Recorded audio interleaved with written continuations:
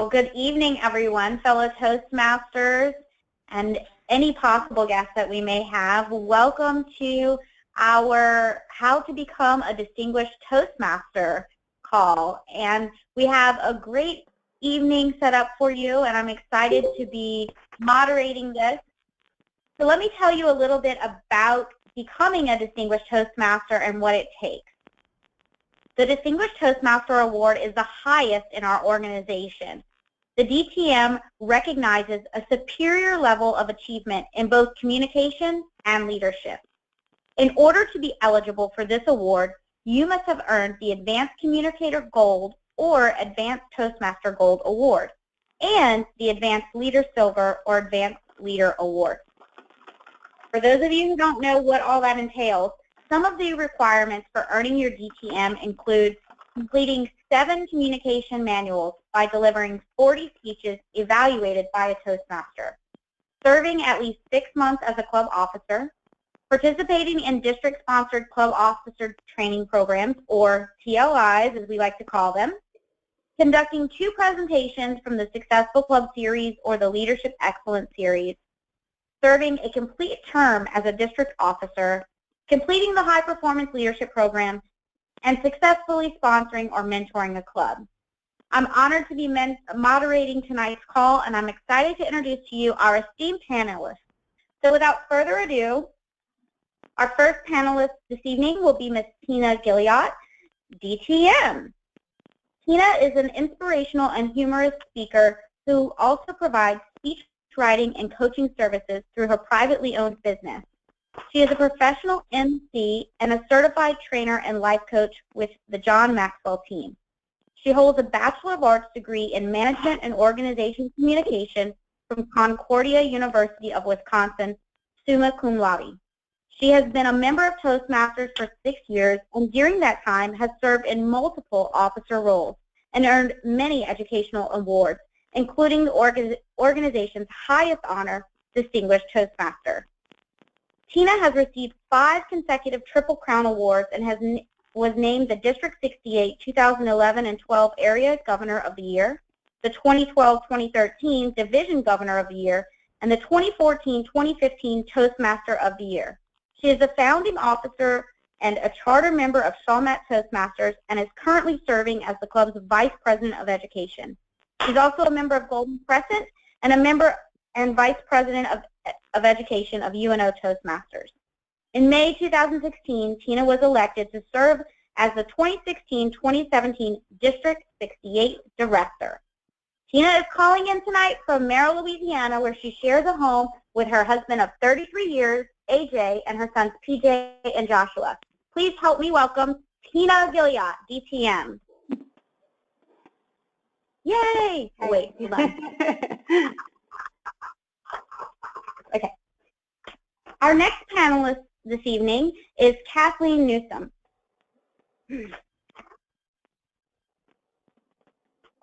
Sorry, hold on.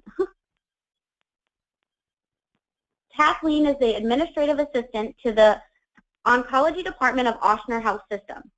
Kathleen became a member of Toastmasters in 2010 and achieved her DTM in 2013. She helped with the chartering of Gretna Toastmasters, her home club, in 2016. She has competed in contests, presented at district conferences, and most recently moderated a successful panel discussion in the fall 2016 district conference. Kathleen currently serves as the Vice President of Public Relations for West Bank Toastmasters and is calling in tonight from the West Bank. Welcome, Kathleen. Yay! Yay! Yay! I have one for you, too.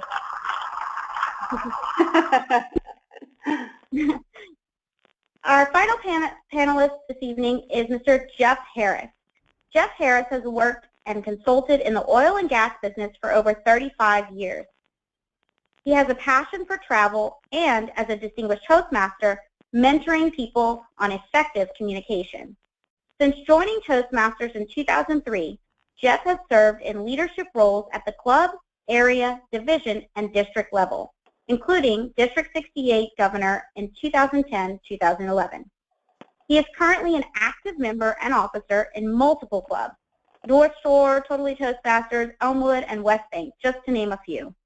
And the District 68 Chief Ambassador for the new Pathways Learning Experience.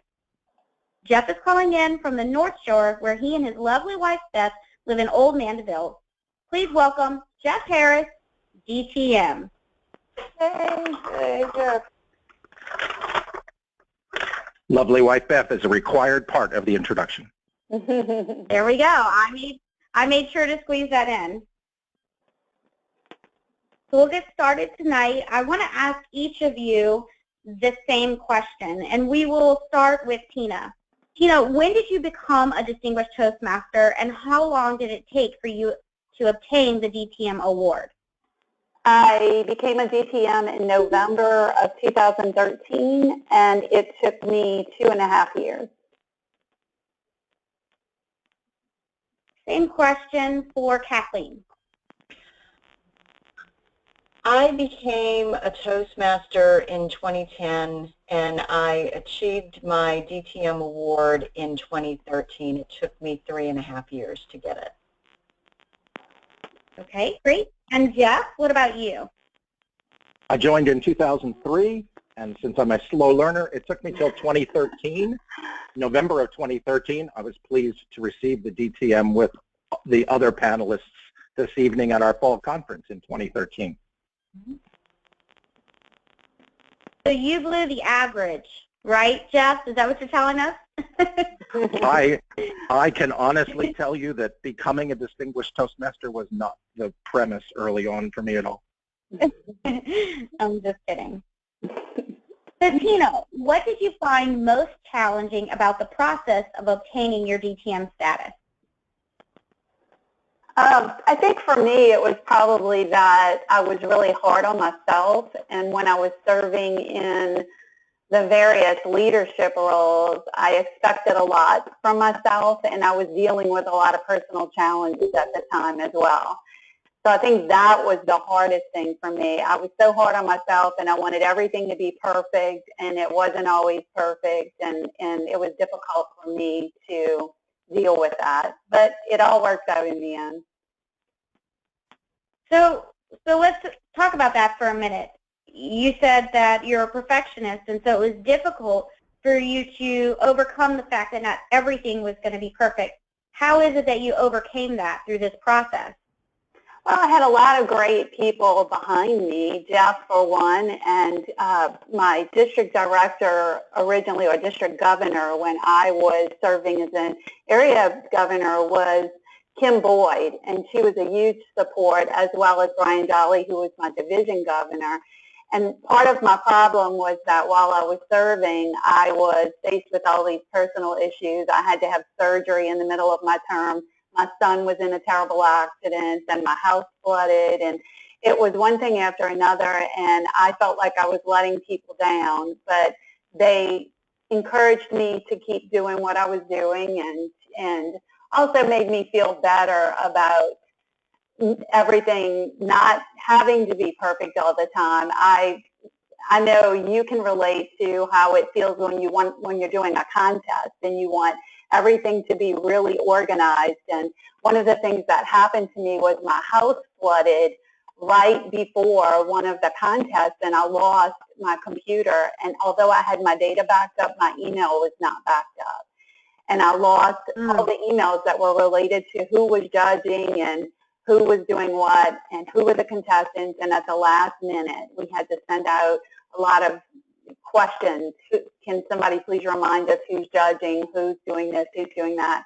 And I felt really bad about that, and I was really hard on myself. But it all came together in the end. Everybody pulled together and was there to support me. And I think that maybe that's the lesson that I learned from it, was that you can't always do it by yourself. You have to have people on your team supporting you and people in your inner circle that are helping you make things happen.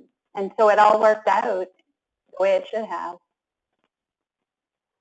So would you say that through your process of attaining your DTM, you found that your fellow Toastmasters were living out the mission of the Toastmasters Club by providing a supportive environment? Absolutely. Yes, indeed. Thank you, Tina. As previously mentioned, in order to earn your DTM, you were required to take on a district leadership role. Kathleen, which role did you choose and why? I chose secretary as my district role because at the time I had just started Toastmasters and I was unfamiliar with all of the different aspects of area and division. And I felt like I wanted to get into a specific role that would allow me to understand how all the other pieces fit. So when I decided to go higher and earn my DTM, I felt like secretary was the right role for me. I was back up to Kim Boyd, who at that time was district governor, and it became a very good partnership with her in understanding my role in the district and how all of the other parts of the district worked. Great. So now that you've gone through that process and you've held that role, what role, if any, would you consider or think you would like to hold in the future as far as in the district? Is there one that maybe you learned a little bit more about now that you're a little more comfortable with it and you know more about the organization where you say, hey, that might be for me? Mm-hmm. Well, there's a lot of different considerations as far as taking on a district role. The biggest part is time and responsibility, because as you go higher on the district levels, then you have a lot of time that you need to devote to different things, whether it's traveling, whether it's working with other people and getting certain things done. I'm very interested in possibly going into something like division director, for the simple reason that since I started helping a club charter, it motivates you in wanting to go and see other clubs in other areas and how they are doing in terms of success and how they can support each other. So if I were to consider a district role later, I think it would be division. Got it. I'm writing and I that wasn't down. trying to, yeah, I was going to say, I wasn't trying to fool you there, trick you with that question. I wasn't roping you into something. So Jeff, are there personal benefits to obtaining your DTM, or is it just a title with well-deserved bragging rights? I'm glad you asked it that way. There are definitely things that are worth accomplishing and why it's valuable. In my particular instance, it's something that our international president has been describing, Mike Storkey. We heard him describe it as dedicated to mentoring. And so that acronym for DTM instead of Distinguished Toastmaster really resonates for me. Both Kim Boyd, who was in the trio at the same time I was and brought both of these folks along as a mentor, she was very much a fan of Storkey's doing things for on behalf of the membership, same as past district governor John Haley. And so for me, the mentoring aspects became really a key component, and I personally enjoyed the club building portion of it throughout each of the roles that I served in. So mentoring and club building is a business relationship for me, and so I'm able to use those skills in a business environment.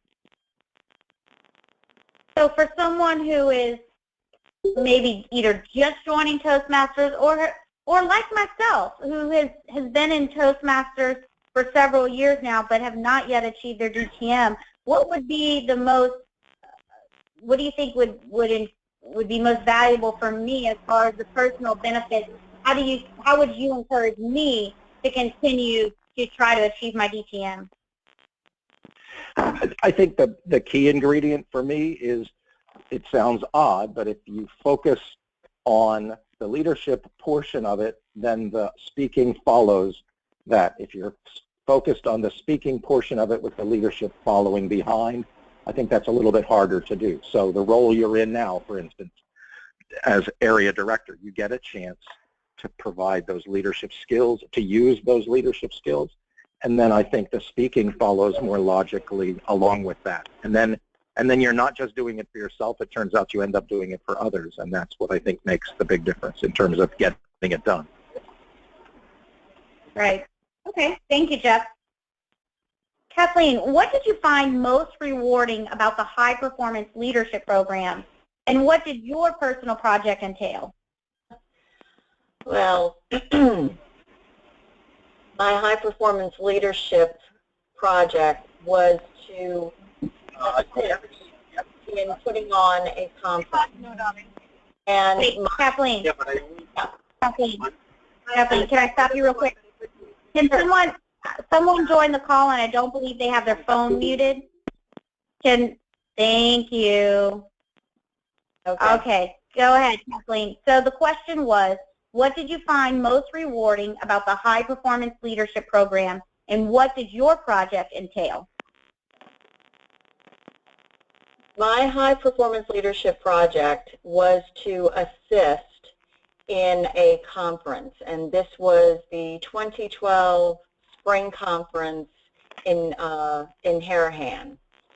And the reason why I emphasize assist is that my role was effectively learning how to organize a conference for the very first time. So initially, I was in charge of making sure registration was available online, taking care of people's dietary needs, and at this particular conference was when International Director John Lau visited our district. For those of you who are unfamiliar, having an international director visit your district during a conference is a very prestigious thing. And in fact, he basically took all of the speaking roles during the conference, so that portion I didn't have to do. But what happened was Joan Turner, past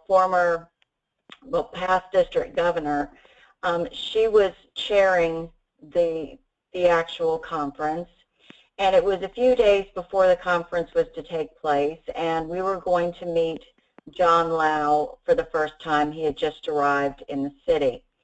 And when I got to the hotel, Joan was having an issue with the catering, and as I approached them, she introduced me to the catering manager as the co-chair of the conference. So I received a promotion that I was unaware of. The interesting thing about it was we were about to not have food for that conference. It was a glitch on the other person's part. We had to do things diplomatically but quickly, and we were able to resolve the situation. And we kind of went through the motions during the conference of as things came up, we just handled it. The thing that I guess found most rewarding was that I had a chance to work with Joan one-on-one. I hadn't had the opportunity to do that. And as far as doing a conference, you have to look at it as a wedding. You are going to plan for every detail, but when it comes to the special day, you're just going to have to wing it if things go wrong. You can't get focused so much on the details that you let other things drop. Things have to run smoothly. So it was an absolute joy to work with Joan, and it was a great learning experience for me. Thank you, Kathleen. I'm sure Annie really appreciates that comment that you just made. I hope she's taking notes. So, Tina, what happens after you obtain your DTM? Where do you go from there? You obtain another DTM, and then another one, and then another one. I don't feel like I'll ever stop learning. I teach a mastermind group on intentional learning, on intentional growth, and I talk about the fact that people think graduation means it's the end of the line and you've completed all the requirements and you're done, but really grad, the Latin root of the word, means to begin. And commencement, that we use interchangeably with graduation, means the beginning. It's a step, the beginning of a journey. So I always tell everybody, you're never finished learning. Your brain has, I don't know, there's different quotes about it, but I want to say it's like 356 exabytes of data that it can hold, like 356 billion hard drives on a computer, something along those lines. It's different everywhere you look. But your brain has this enormous capacity for growth, and we don't ever use the brain power that's there. So for me, it's not like, oh, I'm a DTM and now there's nowhere to go from there, or there's anything other educationally that I need to do before that. It's just a continuous journey. And I'm working on my second DTM now. I'm just about wrapped up the ACS, and I have everything else pretty much that I need, with the exception of my last 10 speeches. I can't tell you how much I've learned every step of the way. I'm a lot further along in my journey now than I was when I got my DTM, so I didn't stop growing at any point. I can't even imagine people that say they're going to get into Toastmasters. Well, I did it myself. I said, I'm going to get into Toastmasters. I'm going to polish up my speaking skills, because I had been doing a lot of speaking at churches and other organizations, and I said, I just want to polish my skills and then I'll move on. And I got into Toastmasters and realized that it's a lifelong commitment. It's something that you want to continuously do. And I heard somebody say the other day that if you get out of Toastmasters, you actually tend to lose the skills that you've gotten from being in the organization. And it makes sense, because you're continuously practicing those skills, and you're also exercising the parts of your brain that help you communicate effectively. So I can understand that if you get away from it for a while, you get rusty. So for me, it's Toastmasters all the way. It's one DTM after another. I can't wait till Pathways comes out and I have an opportunity to learn in a different way. I'm excited about that. But I'm very committed to the educational system that Toastmasters has. And I say all the time, it is one that has been proven over the last 90 plus years. Why reinvent the wheel? Now, Pathways is something that we're doing that's going to be hopefully real attractive to the millennials with the computer-based modules, but I would be perfectly happy sticking with the old plan, but I'm anxious to see the new as well. I just feel that Toastmasters has such a great track record in developing people that it's well worth it. And I would imagine, too, that as someone who, as you went through your initial DTM and maybe you have some things that you wish you could have done differently, or like you said, they didn't necessarily work out the way you planned, now you have this opportunity to do it all over again and experience it in a different way. So I'm sure that that's very rewarding for you. Yes, absolutely. I will never, ever, ever again do the interpretive reading manual and think it's going to be easy. Well, you mentioned Pathways, and I appreciate you bringing that up, because that segues into Jeff. Jeff, I haven't forgotten about you. I was saving you for, I've given you more time here because I know that this is something that you're passionate about as our ambassador. So, Jeff, our district leaders have been talking about the transition from the current education program to Pathways. Is there a deadline to obtain your DTM through the current program? And that's question number one. And will DTM still exist in Pathways?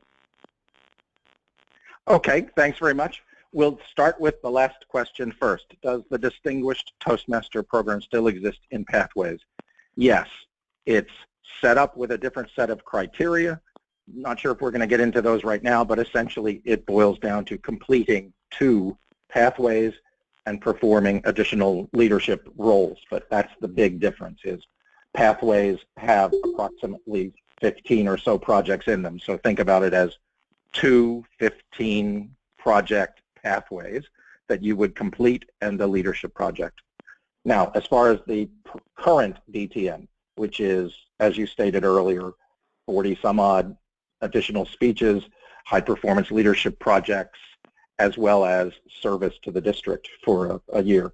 Those all still exist, and the path to DTM in the current program will exist for 2 years following when our district is brought into the Pathways program.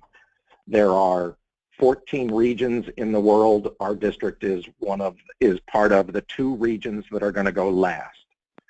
They haven't specified a date, but if I was guessing, it would be late very late this year, early next year. So let's just start with sometime in early 2018.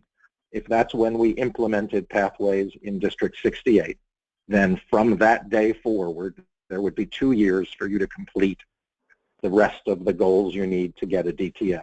So essentially 2 years and maybe 10 or 11 months from today to finish up whatever you're working on. Is that what you had in mind, Katie?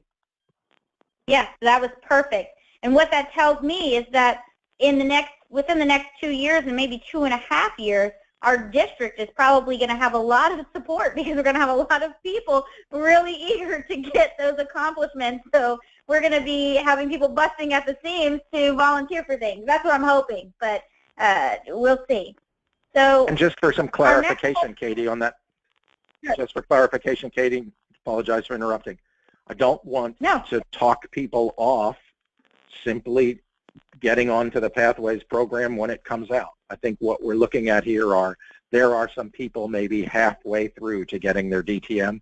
And if you listened at Tina and Kathleen's point of being 3 years, if you were halfway through, you got about 1.5 years left to finish those perhaps. And that's perfectly achievable with the 2.5 you have left to do it. Or simply enter the new Pathways program and enjoy those same leadership and communication benefits. Got it. Got it. So I have one more question that I'd like for each of you to answer, and then I'm going to grab some final thoughts from the 3 of you, and then we'll open it up for questions. So to each of you, I want to ask, and we'll start with Tina, what one piece of advice would you offer to Toastmasters working towards their DTM award? I think probably the best advice I could give is to be strategic about the way you work the program. There are some things, particularly in the CL manual, where you have to be strategic about where you place your roles that you work in.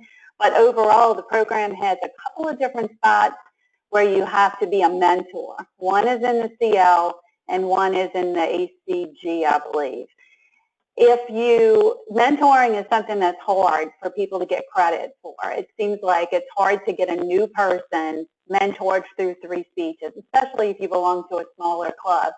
So you may want to consider for your CL, if you've mentored somebody, save that mentoring, but use something else to get mentor credit for your CL. Serve on somebody's HPL committee or mentor an existing member through the 3 CL projects, as opposed to mentoring somebody through their first 3 speeches.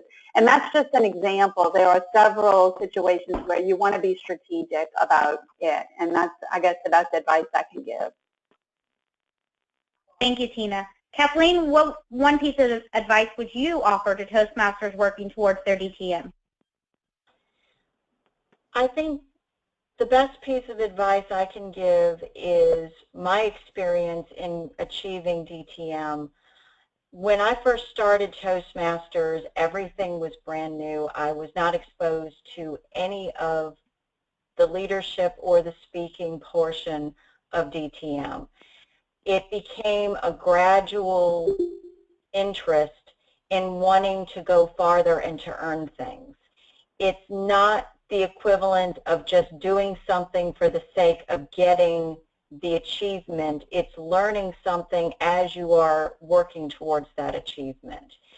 And you need to take the time in order to understand how everything works and how it will work for you.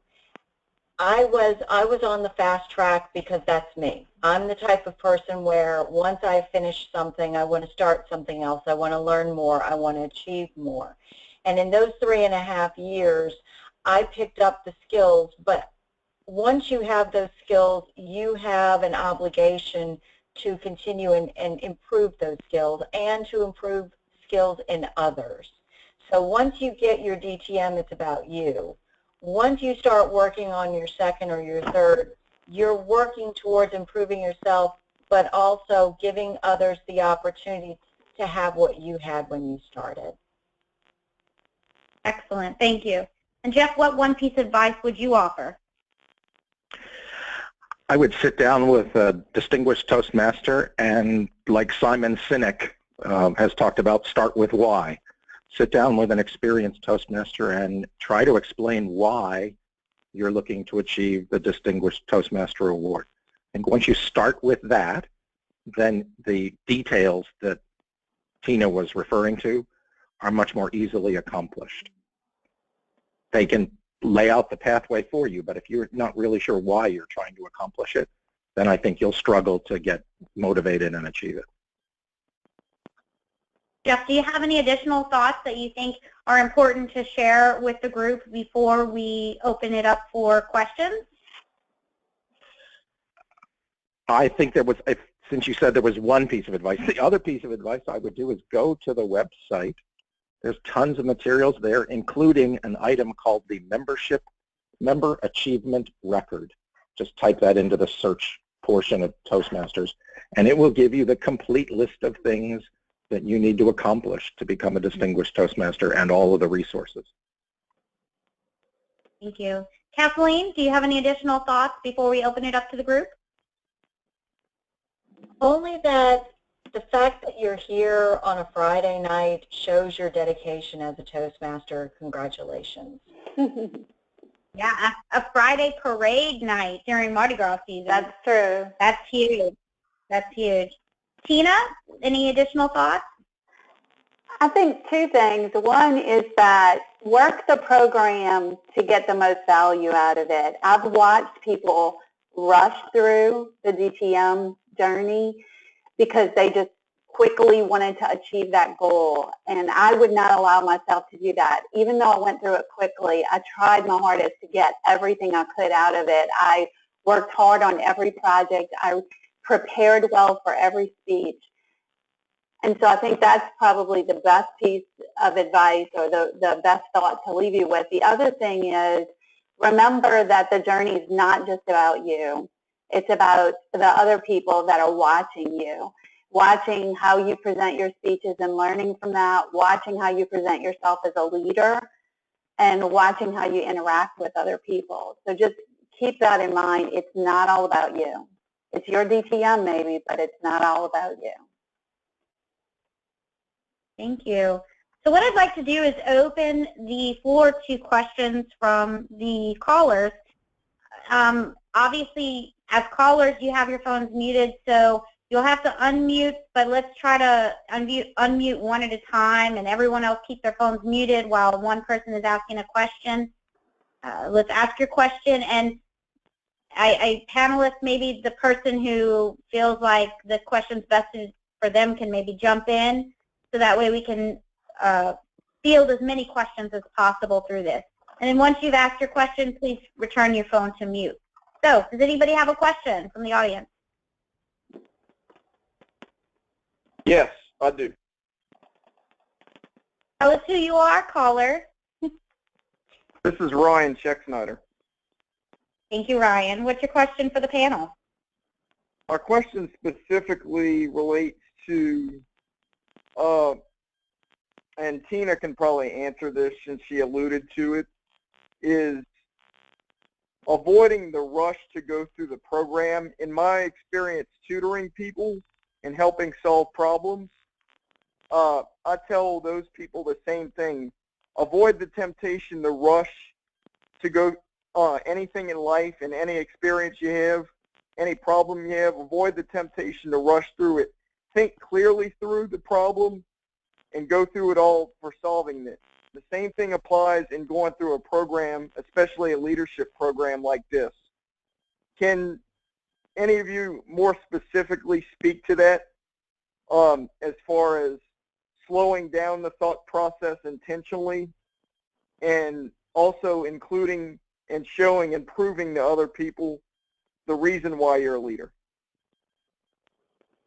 Well, since I went the slowest through the program, I'll take a quick stab at it. Good. I started out in the program as a club president, an area governor, the lieutenant governor. So each year was progressing through in the leadership roles. And I watched, as you described, people who were going quickly from role to role. But it wasn't until I actually stopped and physically started reading clearly the program and the manual and the description for what they were trying to have you accomplish, and then started getting quality evaluations about how I wasn't really doing the program the way it was supposed to be done, and stopped kind of trying to do it one speech at a time, that it became clear there's so much to learn in the manual if, as Tina said, you simply do it the way it's designed to be done and give it full effort as compared to short-arming it, okay? And so in that sense, from a leadership standpoint, Ryan, I agree with you. Showing people that process and then taking the time as a mentor to work with other individuals will demonstrate it for them. Is that what you were going for, Ryan? Yes, that's very good. That's very good. I just want to add to that. Yeah. Oh, I'm sorry, Katie. Go ahead. No, go ahead, Tina. I was just going to add that it works that way too with leadership. So if you take a club role, sergeant at arms even, anything in your club or in the district, any type of leadership role, make sure you read the leadership handbook specifically about that role, and not only the first time you're filling that role. We have a tendency to fill the same role over and over in different clubs, or in the same club over and over again. We continue to stay in the same role. Then we go to training and we think, why am I at training? I already know everything there is about this role. Yet it surprises me all the time how many people say, well, I didn't know I was supposed to do that as this role, or I didn't know that was my responsibility, because they haven't taken the time to read the leadership handbook, actually read it. They go to training and say, oh, I'll get everything that I need from that. So I just encourage everybody to look at every single thing you're doing in Toastmasters in the same way. That's also part of the problem, too, is that their expectations aren't clear. They're like, what's in it for me? And they're only looking at it for themselves. They're not thinking, how can it benefit not just me, but other people, too? So because they're looking at it through that singular lens, that's part of the problem, too. Yeah, I guess that perspective has a lot to do with it, but it's just being in the moment and really focusing on the requirements and what the guidelines are. Again, this is all written down. This is all written down for us. Toastmasters has been around for many years, and they have perfected this. So why not follow what they're sharing? Great, thank you. Do we have another question from the callers?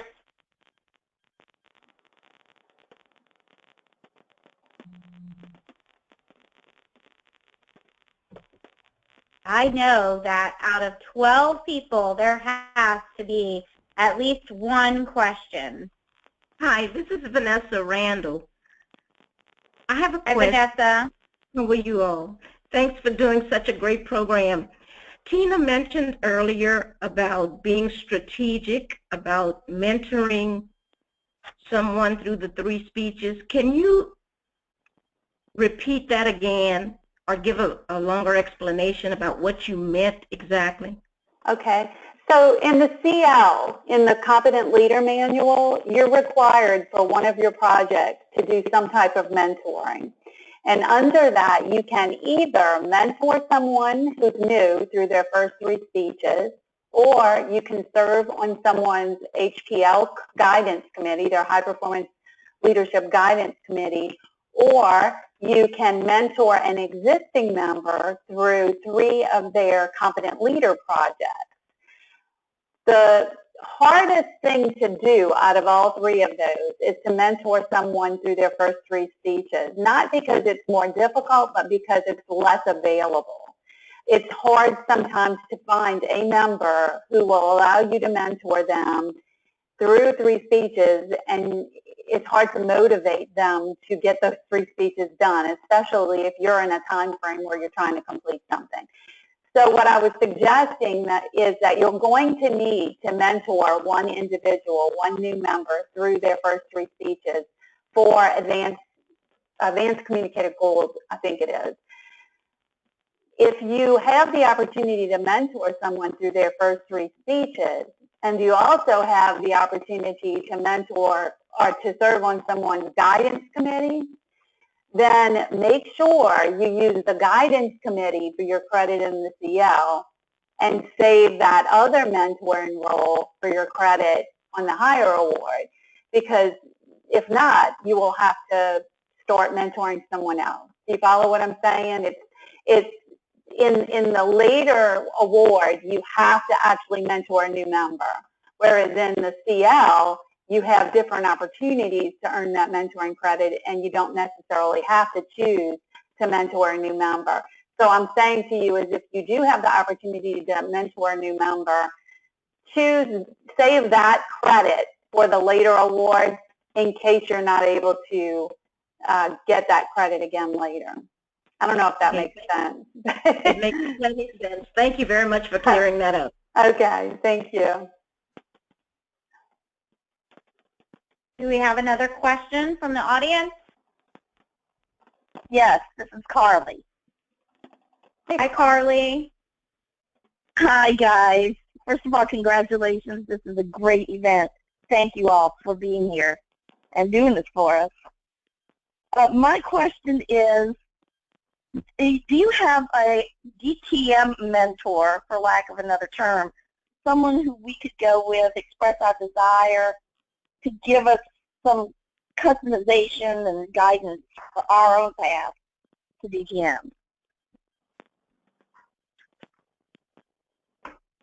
I think any of us are willing to do it. I don't believe there's a specific person dedicated to that, except perhaps at the district level there would be the program quality director.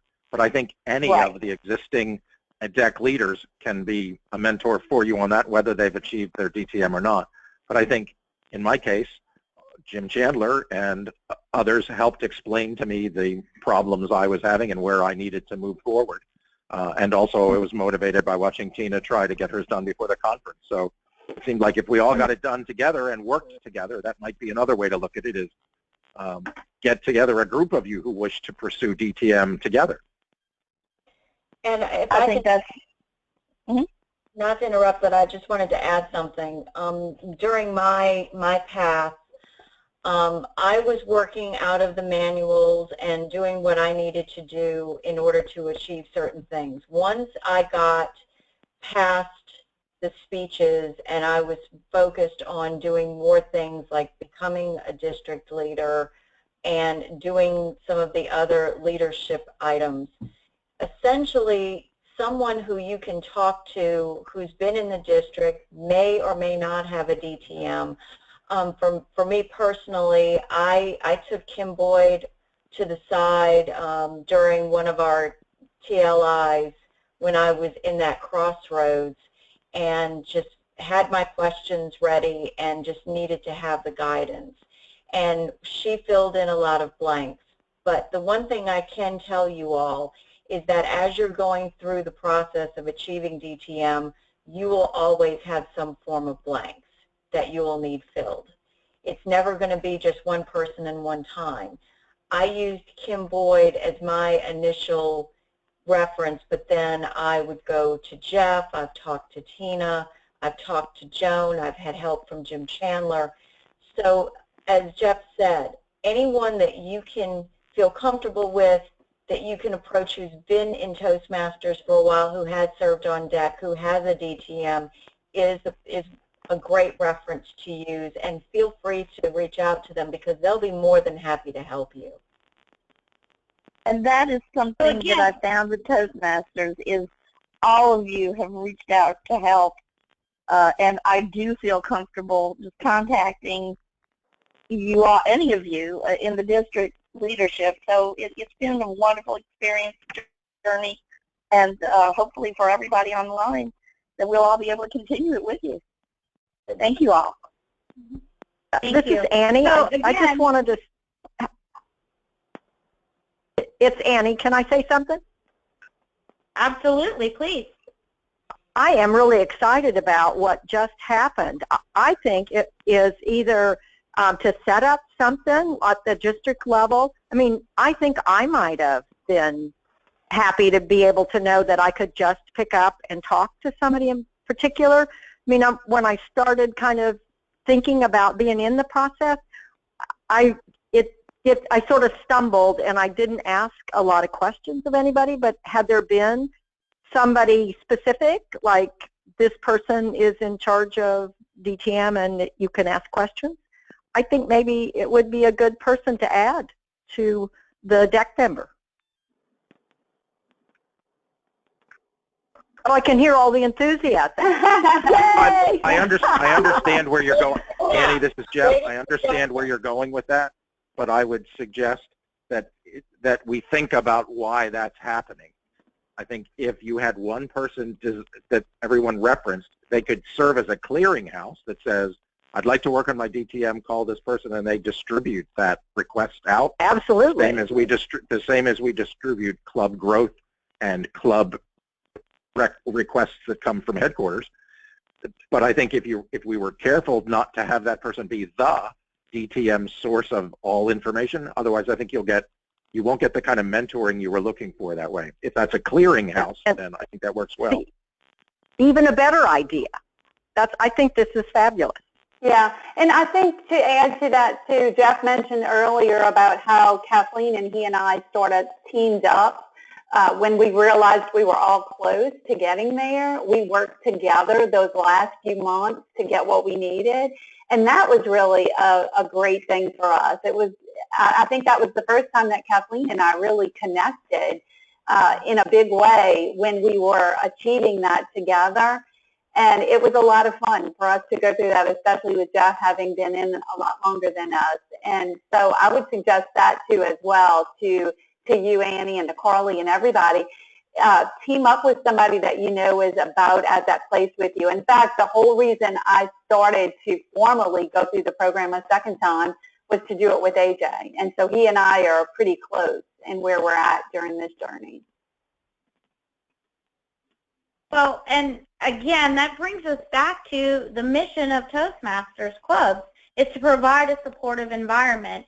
And I think it's important that we all understand that we need that support. And while one person may be someone who can help answer questions, one person can't mentor everyone. And the purpose of a mentor is to be able to build that relationship. And I think we've heard each one of these panelists name multiple individuals who assisted them through the process, and it wasn't just one person that was their go-to. So I would encourage everyone that's on this call to, start with these three panelists if you have questions, but, seek out the other people that are in your club, in your area. I mean, we have 11 people on this call, so that means 8 people, assuming that the other 8 people here are trying to get their DTM. So this might be a good group of individuals to work together to take that journey to achieving their DTM. So you may have that support system right here in this call. Do we have any other questions from the audience?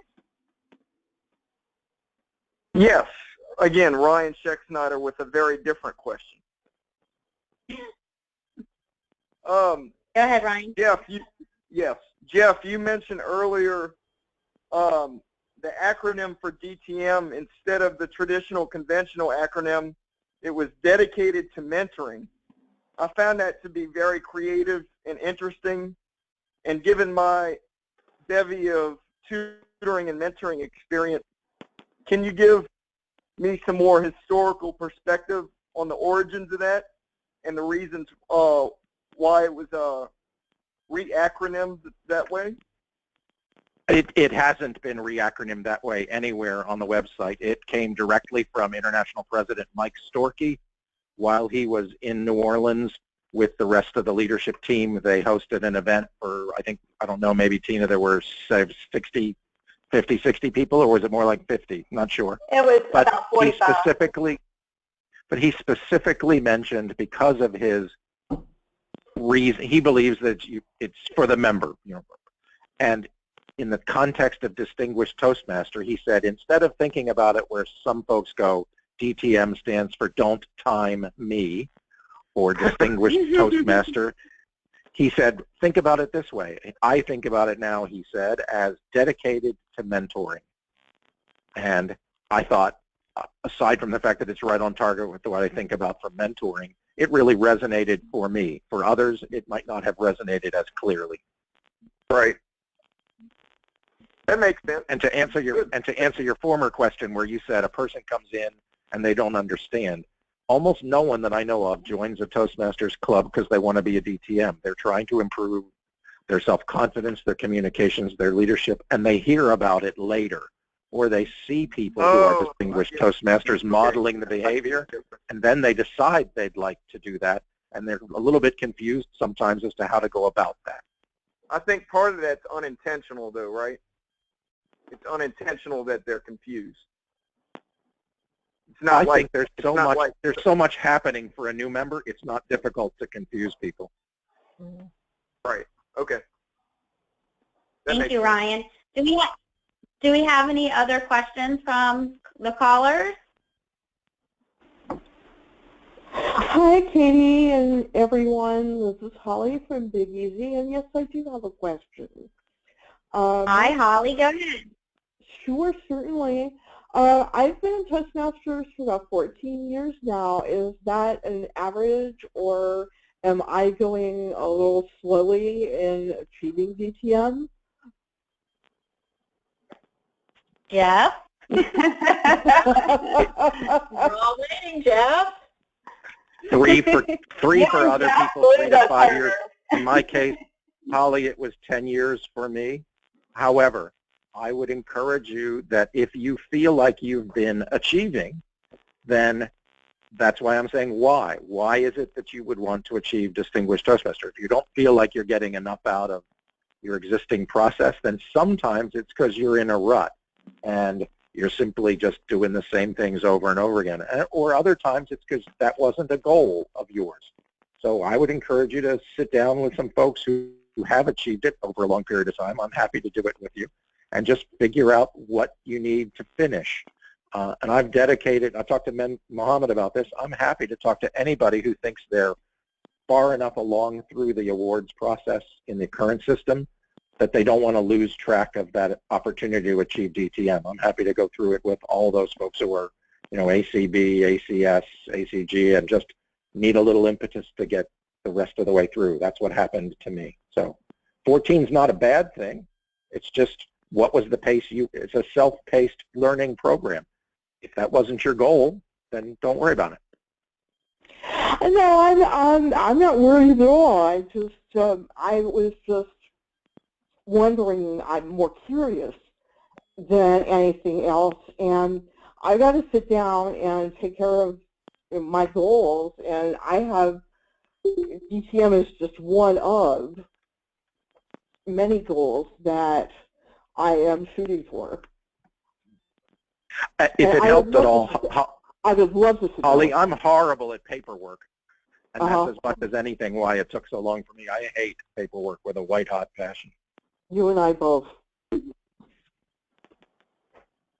I think what he may be alluding to is you may be further along through it than you think. You just haven't been documenting your progress, and so and I think also on top of that, we all have lives outside of Toastmasters, and so there's going to be times when you can be more dedicated to it, and there's going to be times when you kind of have to take a back seat to it, and so you shouldn't feel, no one should be made to feel inadequate or like they're less of an achiever because of that.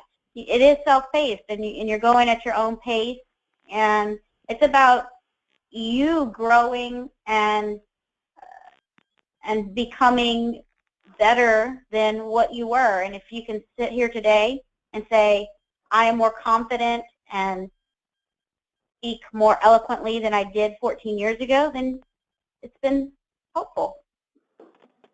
Any other questions from the audience? I definitely agree. Go ahead, Holly. I'm sorry. No, I said I have definitely grown in the 14 years that I've been in Toastmasters. That I acknowledge. Well, there you go. Do we have any other questions? I don't want to cut anybody off, but we're at 7 o'clock. So do we have one last question from the audience? I'd just like to say thanks to everybody who answered my questions. You all had very good answers, and thank you everyone for your time in this meeting. Thank you, Ryan. So panelists, do you have any final thoughts that you'd like to share, Kathleen?